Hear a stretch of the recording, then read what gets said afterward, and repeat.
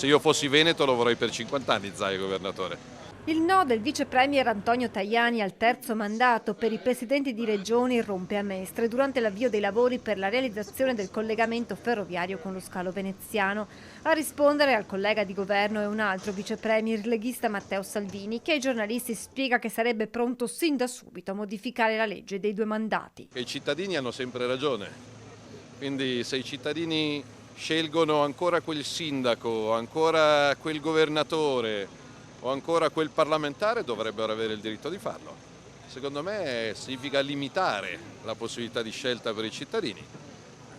Mi spiace che qualcuno lo voglia limitare. Uno scontro che ha già il sapore di campagna elettorale, con le anime interne al centro-destra intenzionate a far sentire il proprio peso per la scelta di quello che sarà il candidato.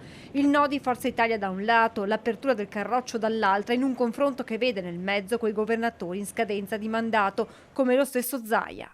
Penso che il tema del blocco dei mandati sia qualcosa di anacronistico, visto e considerato che io trovo cittadini che vorrebbero rieleggere il sindaco uscente e non lo possono più rieleggere.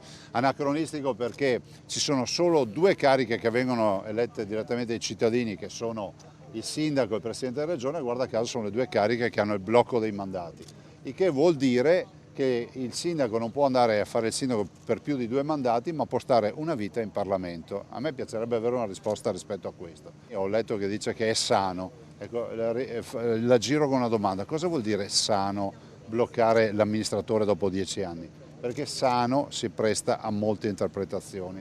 Siccome io penso che sano sia anche un termine pericoloso, vorrei capire da Tajani cosa significa sano. E a chi anche in passato aveva giustificato il blocco dei mandati tirando in ballo il rischio che si creino centri di potere, il presidente del Veneto replica così.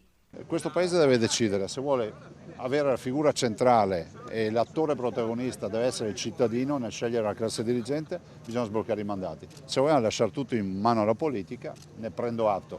Mi chiedo come mai non si propone mai il blocco dei mandati ai parlamentari.